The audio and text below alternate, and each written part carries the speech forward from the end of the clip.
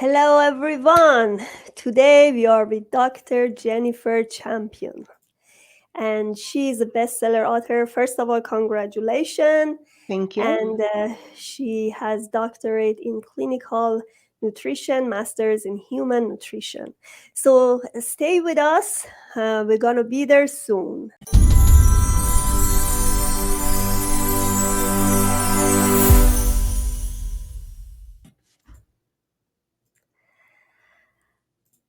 All right, Jennifer. First of all, thank you for being our guest. And second, we're going to talk about your book. I know that you're doing also functional medicine and some Mhm. human nutrition. You have master in human nutrition and doctorate in clinical Yep. nutrition. So, first of all, tell me about yourself. How did you become interested in nutrition Oh, and then goodness. functional medicine? Yes. How long is this podcast? Okay, so 30 I minutes. um, I actually started my healing journey majoring in psychology for my undergrad, and I was very fascinated with the world of eating disorders, having had one myself, and I thought, oh, this is going to be a perfect niche for myself. And then I got to the end of my psych degree, and I was like, no. I don't want to do this. And I kind of bumbled around from job to job. And, during that time, I had gained so much weight. I was probably about 350 pounds at that point. Um, and I was really unhealthy. I was diagnosed eventually, took a while, but I was diagnosed with polycystic ovary syndrome, otherwise known as PCOS.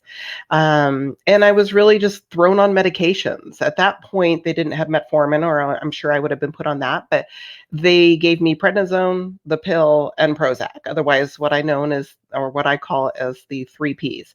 And I gained more weight on the prednisone. I ended up losing my gallbladder from being on the birth control pills for so long. My body was just not detoxifying estrogen, and it backed up. And the Prozac just numbed me, and I didn't really enjoy that feeling. So I eventually, and I'm not advocating for you to do this, but I am very headstrong, but I just pulled myself off of everything and was like, there has to be a better way. Um, I had lost my mom when I was 5. She died from complications from systemic lupus erythematosus, SLE, long before they had any sort of treatment plan, or what they consider treatment plan. And then I also started taking care of my grandmother who was raising me when I was 11. She started having these major strokes, and for many years she was actually wheelchair bound. So I became the caretaker of the family, and really just watching there was no, oh, well, let's consider what you're eating, or you really should stop smoking and drinking. It was, oh, here's just another pill. And that never resonated with me. I figured there had to have been something, a different way. And that's when I kind of stumbled upon naturopathic medicine. And I thought, oh, that must be where I'm supposed to be. So I went back to school and started working on all the prereqs to get in. And at that point, I was like 31, 32. And I'm sitting in a classroom full of 18, 19-year-olds and going, I'm going to prison. I'm going to choke them. Seriously, like they're so disrespectful to the instructor. And I was like, no, I'm just too old for this stuff. That's really what this is. So I started exploring other opportunities. And that's when I stumbled upon University of Western States in Portland, Oregon, shameless plug, for their Masters of Human Nutrition and Functional Medicine. And I had never heard of this functional medicine concept, but it resonated. I was like, yes, I have always thought all the other medicine was dysfunctional. Let me find out what functional medicine is. And that's where I really started to learn about the connections between all of the different systems in the body and how things worked together, and how, just because, for example, I have a hormonal imbalance doesn't mean that it doesn't impact the gastrointestinal system, or my digestive tract, or my cardiovascular system, or my neurological system, or my muscle, or whatever. And everything just kind of was like, boom, here it is. Here's the missing piece. So I had to petition to get in. I didn't have all of the prereqs, and I was also running with the big dogs. I mean, everybody that was around me was an MD, a DC, a DO. I mean, like they were all just doctors and doctors and doctors. And here I am, just this, little psychology bachelor's degree person going, yes, I can do this too. And I asked questions, and I was the one that was like, I'm going to do this. And I finished that master's in like 18 months, and it was supposed to be a 3-year program. And I was like, I'm going to do this. And I was just so passionate about it. And I felt like, oh, this resonated. Well, then conversation came around, and I actually did go to naturopathic doctorate school and thought, okay, this is the natural progression. I got in there and I actually didn't enjoy it. And so I ended up withdrawing. And that's when I found the doctorate of clinical nutrition. And I went into that and I was like, yep, this is absolutely the right fit for me. And so that's kind of my nutshell. And I have always been very fascinated with women's health and nutrition.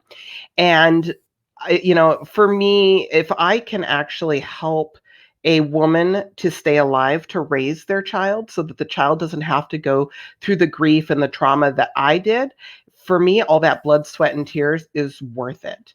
To see somebody's health come back, to help that person realize, that's actually, gas and bloating, and that's not a normal part of life. It's likely something that you're eating, or we need to look at the microbiome or whatever. So there you go. Oh, you actually mentioned to something very interesting, because I'm working with my clients. I'm a fertility coach as well.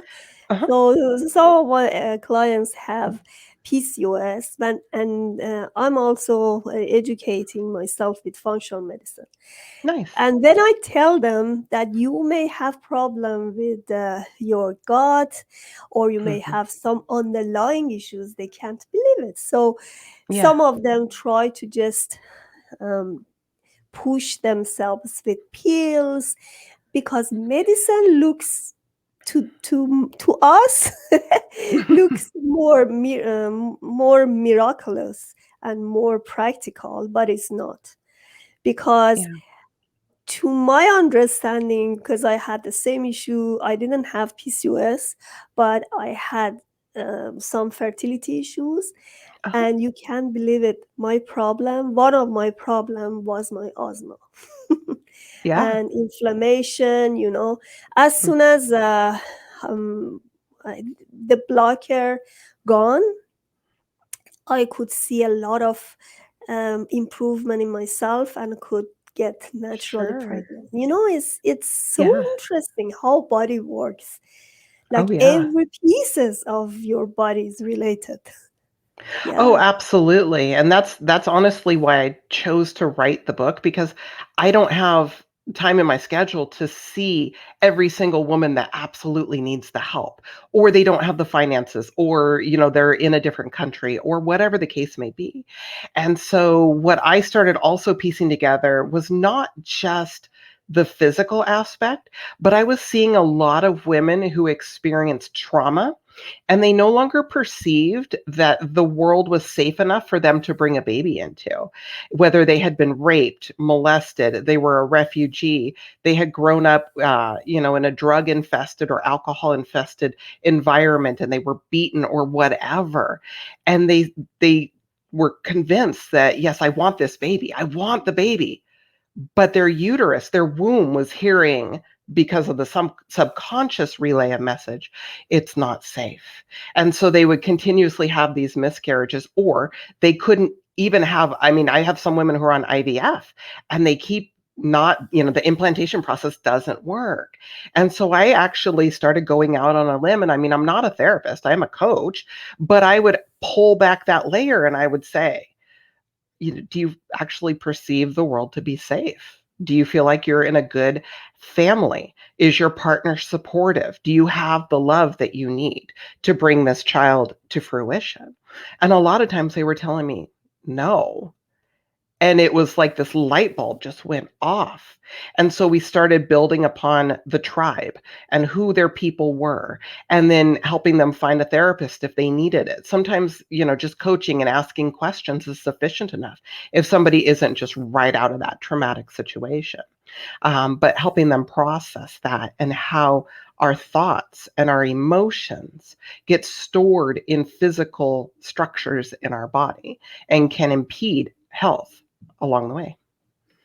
You are right. Trauma also affected. Because I'm also PTSD coach and I have a show about the PTSD. Yeah. And we also talk about this so many times that PTSD, childhood trauma, can create lots of hidden layers in your body For and sure. easily can disconnect your mind and body.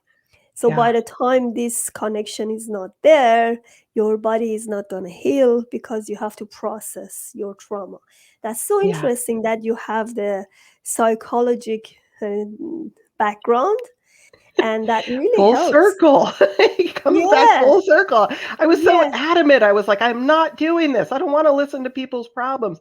There was an old Geico commercial with oh gosh, he was like the general or something. I'm horrible with military terms, but and he was on Full Metal Jacket, and he was playing the role of a therapist, and he like picks up the tissue box and throws it at his client, and he goes, "That's your problem. Let's just run off to mamby pamby land."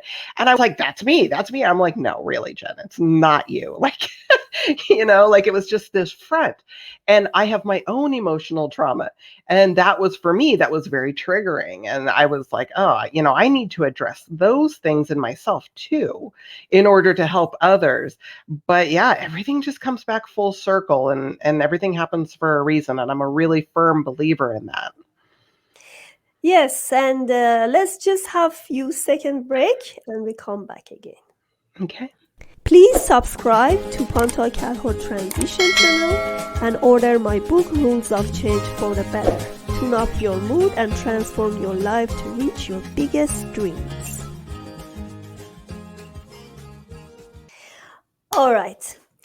Tell me about nutrition. I know you are Oh, skillful in this field. I was like, that's a Yeah. really broad topic.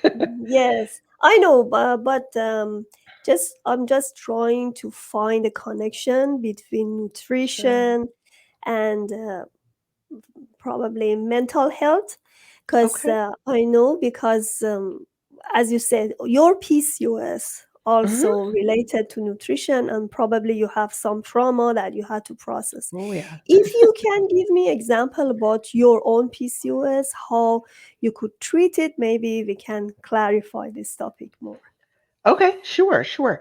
So with PCOS, there really are different presentations, but most women get lumped into the blood sugar dysregulation category in terms of PCOS development, which there is absolutely a response or a connection between glucose insulin regulation and PCOS development, because that insulin actually affects our sex hormones as well as our adrenal hormones.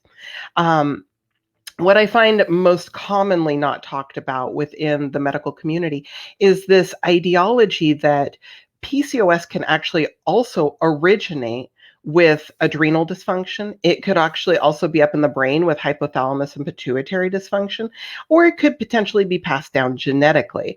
What we see most often is going to be that blood sugar dysregulation and the adrenal dysregulation. And so, in terms of nutrition, what I usually will help those clients do is to reduce their carbohydrate intake. There's some sort of processing issue that is going on with these individuals. And there is a theory, this is not my theory, but there is a theory out there that PCOS actually originated back in cave people time. And when we would encounter periods of famine, we wouldn't have enough food to feed the tribe that was already here. So the woman's body would shut down so that the fertility didn't occur. Well, we keep doing that over and over. Well, we have our own current famine. It's called a nutrient famine. We have an abundance of food. We can, go to the grocery store pretty much any time of the year and pick up Strawberries. Well, strawberries, there's a winter variety and a summer variety. We really shouldn't be able to buy them in October or in, let's say, March. But yet we can because we're flying them in, we're gassing them, we're treating them. And so the amount of nutrients that are provided from that particular food has decreased over the years because we are just mass producing these things instead of eating locally, eating within seasons, which is what our cave people or ancestors would have done. They ate what they grew or they ate what they could forage. And a lot of times, what they could get in the middle of winter was an animal. And that's what they would eat. So they'd have a high protein, high fat diet during the winter months. And then we roll around to spring and summer where produce, I'm here in Washington State. You can't throw a rock and not hit a wild blackberry bush. And so that's kind of how things were. And so now our famine is also we have a plentiful amount of food, but we don't have the high nutrient profile that we used to. And so that contributes, because we're eating more and more and more to try to satiate ourselves. And so that contributes to like the blood glucose or the blood insulin dysregulation. In terms of adrenals, it ties directly into that blood sugar dysregulation because cortisol and insulin will balance one another. But what I find most often are those are the women who have higher incidence of trauma in their background. They are also running with CEO positions or trying to manage it all. I'm a big advocate of everybody being able to do whatever they feel that they should be doing, could be doing, would be doing, need to be doing in life. But we also have a culture of, yes, women can go out and work and hold these high power positions, yay us, but we're also still expected to be everything that we were back in 1920 in the home. Do the laundry, cook all the meals, raise all the kids, go to work, have this high exec position. Oh, and don't let your lipstick smear in the process. And so we have just this, perfect storm, really, where our adrenals drop. And when that happens, then we see that blood sugar dysregulation because we're exhausted. We're trying to find food, sugary, salt, fat, whatever we can to get us that energy that we feel like we need. And then we're also living off of coffee. Here in Washington State, you can't drive more than a mile and not see a coffee shop or a coffee stand or whatever. It is such a culture. And in fact, when I asked my clients, how much coffee do you drink? I had a new client earlier today, and she was like, I have a cup, but it's a really big cup. I said, let's be honest, is it really the pot and you just put a straw in it? And she's like, pretty close. And it's like we just keep self-medicating, whether it's salt, sugar, fat, caffeine, whatever. And all of that really does come into play when we develop hormonal conditions, whether it's PCOS or endometriosis or fibroids or whatever. All of it works together. And so when I'm working with a client and I'm trying to stabilize their adrenals, a lot of it will have to do with how their adrenal profile presents on where I put their fat and their protein and then where I strategically place carbohydrates. Because if we're in adrenal fatigue, we need carbohydrates. So all of the keto, low carb diets, yeah, they can be great for the right individual, but that doesn't mean every individual is going to react appropriately with, a low carb diet. In fact, I see a lot of women, PCOS aside, who I'm like, oh, well, we're doing this keto diet and they're great for a couple of weeks. And then they crash and burn and they don't understand why. They're just like, I'm supposed to have more energy. And we run their adrenals and sure enough, their adrenals are in the tank and they're exhausted. So that's when we start going down other rabbit holes in terms of emotional processing and things like that.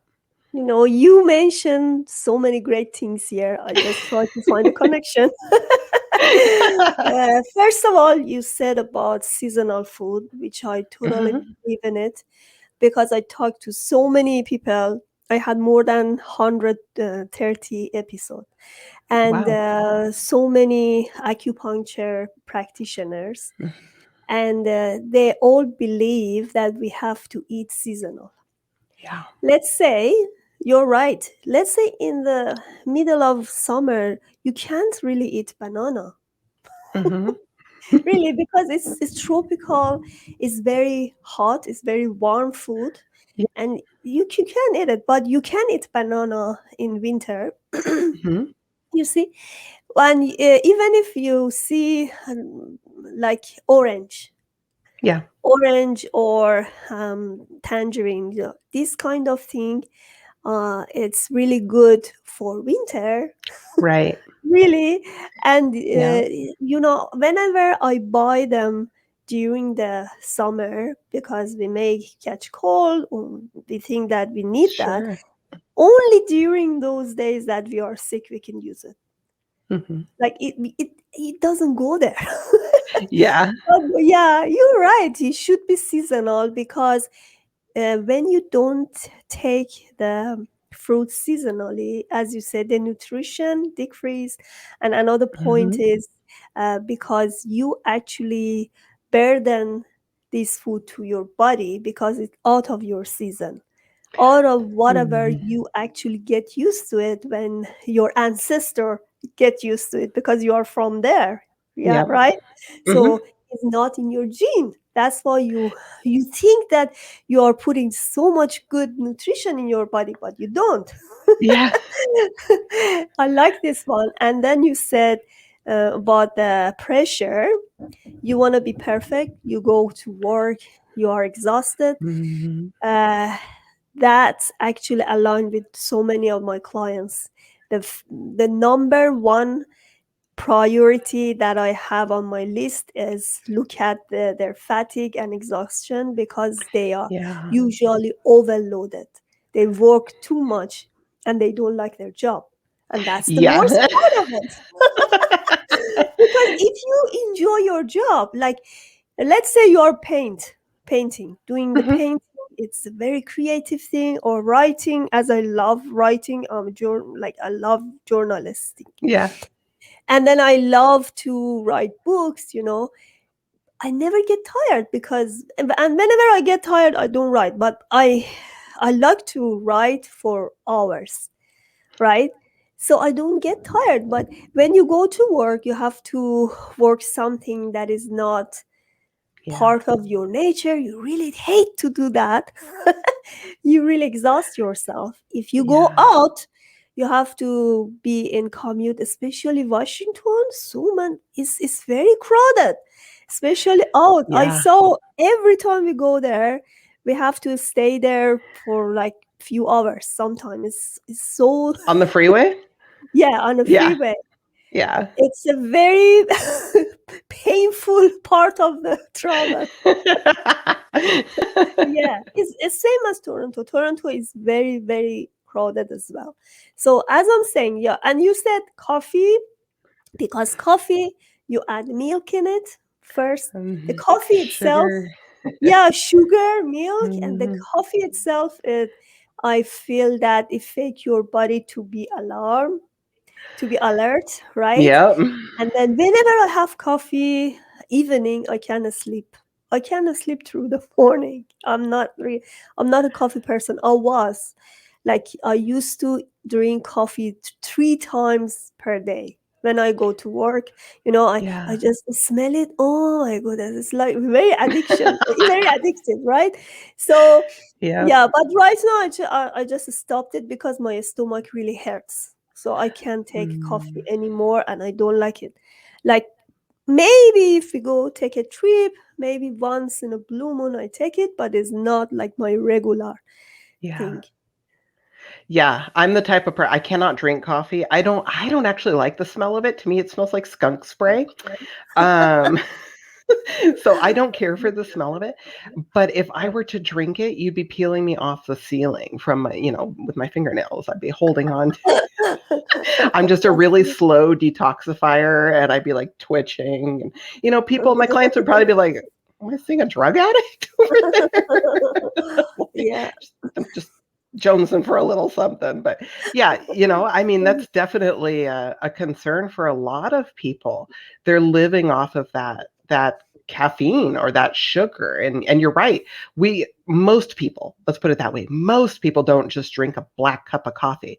There's a lot of antioxidant benefits to coffee when consumed in moderation, especially for somebody who Exactly. is a good detoxifier. Somebody who's slow, they're going to end up crashing more of their adrenals, which then pulls their hormones down and their immune system, and then they end up with brain fog. I mean, it's just this cascade. Um, but when we add in the creamer and we add in the sugar, or we get one that is, a prepackaged creamer, a lot of times those are laden with genetically modified organisms. And in other countries, I don't know about Canada, but here in the US, we don't do a lot of studies on them. And that's simply because there's a lot of money invested in it.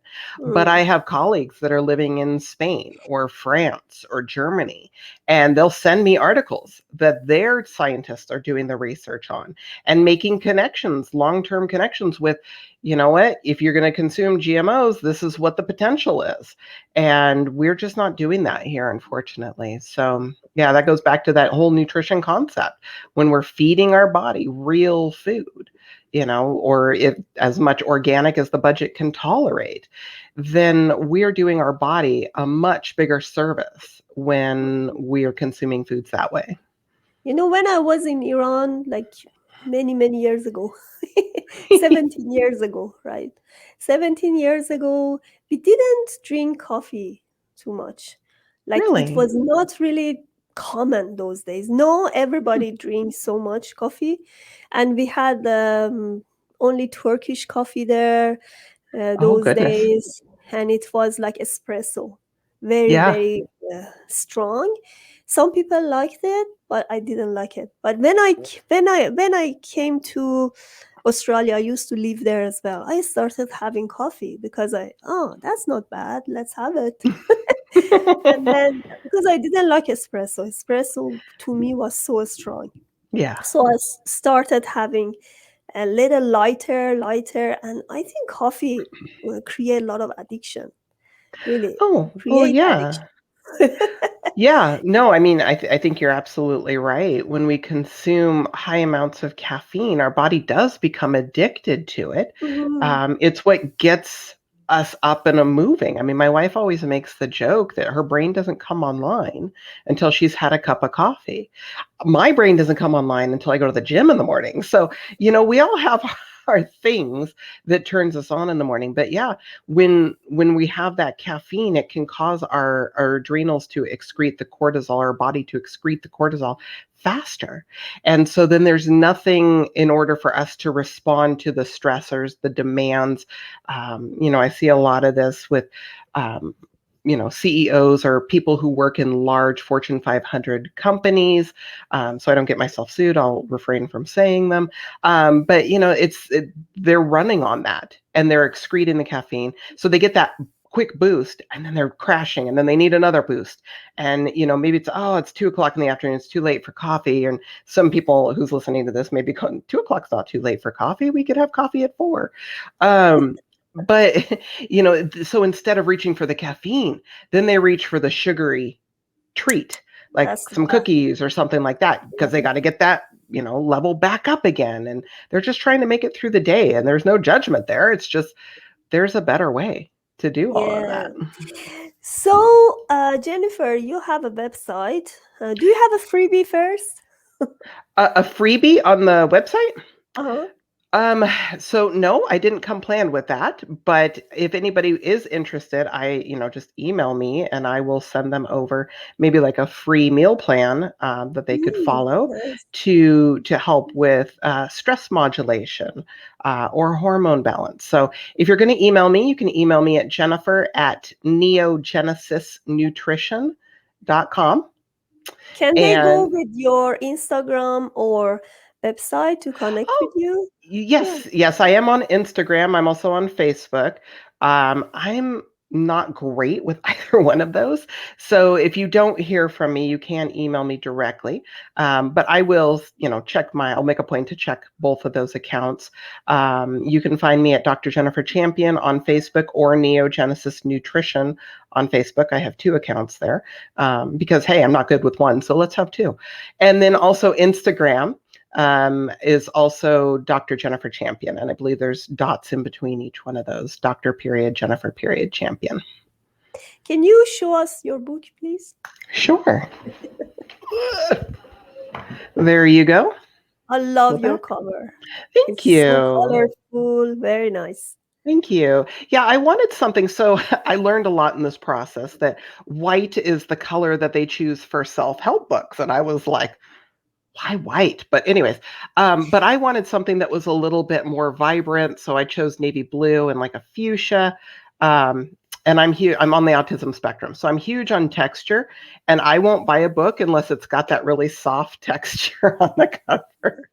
So Yeah, it's got a soft texture. So feel free to read the book and pet the book. It likes it. yes.